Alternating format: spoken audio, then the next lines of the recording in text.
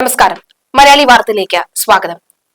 വളരെ പ്രതീക്ഷയോടുകൂടി വളർത്തിക്കൊണ്ടുവരുന്ന മക്കൾ, ആ മക്കളുടെ പഠനത്തിനായി എത്ര തുകയും ചിലവാക്കാൻ മടിക്കാത്ത അച്ഛനമ്മമാർ, അതിനി ഏത് പണി ചെയ്യുവാനും മടിയില്ലാത്ത അച്ഛനമ്മമാർ, അങ്ങനെ ഒരു കൂട്ടം അച്ഛനമ്മമാർ നമ്മുടെ സമൂഹത്തിൽ ഉള്ളത് കൊണ്ട് തന്നെയാണ് മക്കൾ ഇപ്പോഴും നല്ല നിലയിൽ പഠിച്ച് മുന്നിലോട്ട് വരുന്നത്.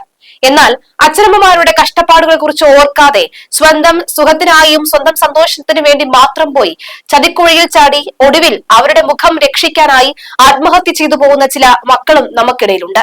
അത്തരമൊരു വാർത്ത ഇപ്പോൾ സമൂഹ മാധ്യമങ്ങളിൽ വൈറലാവുകയാണ്. ഹോട്ടൽ മാനേജ്മെന്റ് വിദ്യാർത്ഥിനിയെ വീട്ടിൽ മരിച്ച നിലയിൽ കഴിഞ്ഞ ദിവസം കണ്ടെത്തി. പയ്യോളി ബീച്ച് കുടുംബം ഭഗവതി ക്ഷേത്രത്തിന് സമീപം കറുവാക്കണ്ടി മനോജിന്റെ മകൾ മഞ്ജുമ എന്ന 19 വയസ്സുകാരിയാണ് മരിച്ചത്. ജോലിക്ക് പോയിരുന്ന മനോജ് ഉച്ചയ്ക്ക് 11:30 വീട്ടിൽ തിരികെ എത്തിയപ്പോഴാണ് മഞ്ജുമയെ മരിച്ച നിലയിൽ കണ്ടെത്തിയത്. കണ്ണൂരിൽ ഹോട്ടൽ മാനേജ്മെന്റ് ഡിപ്ലോമ വിദ്യാർത്ഥിനിയാണ് മഞ്ജുമ. ഒരാഴ്ച മുൻപാണ് പഠനാവധിക്കായി വീട്ടിലേക്ക് എത്തിയത്. മൃതദേഹം കൊയിലാണ്ടി താലൂക്ക് ആശുപത്രി മോർച്ചറിയിലേക്ക് മാറ്റിയിട്ടുണ്ട്. പോസ്റ്റ്മോർട്ടത്തിന് ശേഷം നാളെ സംസ്കരിക്കും.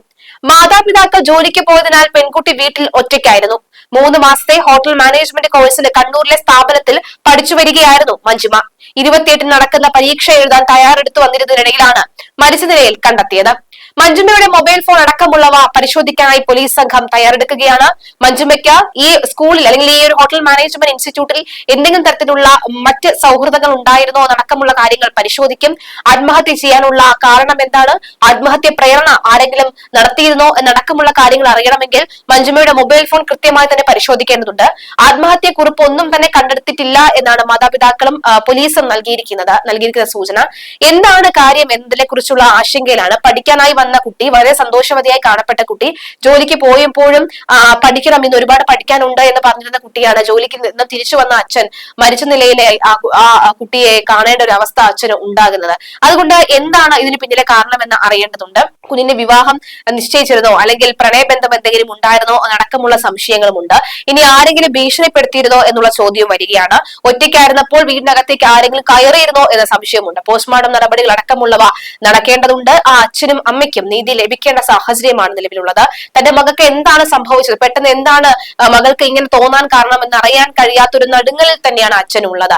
3 മാസത്തെ കോഴ്സ് കഴിഞ്ഞ് 28-ാം തീയതിയാണ് ആ പരീക്ഷ നടക്കാനിരിക്കുന്നത്. ഏറെ ഇഷ്ടപ്പെട്ട ജോലിയായിരുന്നു ഒരു ഹോട്ടൽ ഒരു ഷെഫായി വർക്ക് ചെയ്യുക എന്നുള്ളത്. അതുകൊണ്ട് തന്നെ ഹോട്ടൽ മാനേജ്മെന്റ് പഠിക്കാനായി സ്വയമേ തെരഞ്ഞെടുത്ത ഒരു കോഴ്സ് കൂടിയാണ്. അവിടെ മറ്റെന്തെങ്കിലും തരത്തിലുള്ള സൗഹൃദങ്ങൾ ഉണ്ടായിരുന്നോ എന്നുള്ള കാര്യത്തിൽ മാതാപിതാക്കൾക്ക് ഇപ്പോൾ നിലവിൽ അറിവില്ല. അല്ലെങ്കിൽ തന്നെ ഈ ഒരു സാഹചര്യത്തിൽ അവരോട് ചോദിച്ചറിയുക, അവരുടെ മൊഴി എടുക്കുക എന്ന് പറയുന്നത് പോലീസിന് വളരെ പ്രയാസമുള്ള കാര്യമായിരിക്കും. ഈ ഒരു സാഹചര്യം ഒന്ന് മാറിയതിനു ശേഷം, അവർ സാധാരണ നിലയിലേക്ക് ഒന്ന് മടങ്ങി വന്നതിന് ശേഷം മാത്രമായിരിക്കും കൂടുതൽ കാര്യങ്ങൾ ചോദിച്ചറിയുക എന്നാണ് വ്യക്തമാകുന്നത്. 19 വയസ്സ് മാത്രം പ്രായമുള്ള കുട്ടി എന്തെങ്കിലും മാനസിക സംഘർഷത്തിലൂടെ കടന്നു പോയിരുന്നോ എന്ന ചോദ്യത്തിന് ഉത്തരം ലഭിക്കേണ്ടതുണ്ട്. മറ്റൊരു വാർത്ത നോക്കുകയാണെങ്കിൽ, ബാലരാമപുരത്ത് 2 വയസ്സുകാരി ദേവേന്ദുവിനെ കിണറ്റിലെറിഞ്ഞ് കൊലപ്പെടുത്തിയ കേസിൽ പ്രതിയായ കുട്ടിയുടെ അമ്മാവനിൽ നിന്നും നിർണായക മൊഴി പുറത്തുവന്നു. കുട്ടിയെ കൊന്നത് താനല്ല, ദേവേന്ദുവിന്റെ അമ്മ ശ്രീതുവാണ് കൊലപാതകത്തിന് പിന്നിൽ എന്നുമാണ് ഹരികുമാർ മൊഴി നൽകിയത്. ഹരികുമാറിനെ പ്രതിയാക്കി കുറ്റപത്രം സമർപ്പിക്കാൻ പോലീസ് തയ്യാറാകുന്നതിനിടെയാണ് മൊഴി പുറത്തുവന്നത്. 3 ആഴ്ച മുമ്പ് Thiruvananthapuram rural SP KS Sudarshanan jail സന്ദർശിക്കാൻ എത്തിയപ്പോൾ പ്രതി ഹരികുമാർ അദ്ദേഹത്തെ കണ്ടിരുന്നു.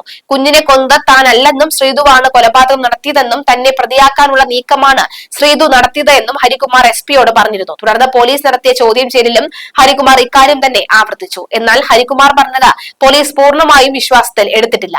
മൊഴികളിൽ വൈദ്യം കണ്ടതോടുകൂടി ഹരികുമാറിനെയും ശ്രീധുവിനെയും നുണപരിശോധനയ്ക്ക് വിധേയരാക്കിയിരുന്നു. നേരത്തെ ദേവേന്ദുവിന്റെ അച്ഛനും ശ്രീധുവിനെതിരെ ആരോപണം ഉന്നയിച്ചിരുന്നുവെങ്കിലും ആദ്യ അന്വേഷണത്തിൽ ശ്രീധുവിനെതിരെ തെളിവുകൾ കണ്ടെത്താൻ സാധിച്ചില്ല എന്നാണ് പോലീസ് വ്യക്തമാക്കിയത്. ജനുവരി 30-നാണ് ബാലരാമപുരത്തെ വീട്ടിലെ കിണറ്റിൽ നിന്നും ഈ കുട്ടിയെ മരിച്ച 2 വയസ്സുകാരി ദേവേന്ദുവിനെ മരിച്ച നിലയിൽ കണ്ടെത്തിയത്. അമ്മാവൻ ഹരികുമാർ കുട്ടിയെ മുറിയിൽ നിന്നും എടുത്തുകൊണ്ടുപോയി കിണറ്റിൽ എറിയുകയായിരുന്നു എന്ന് പോലീസ് കണ്ടെത്തിയിരുന്നു.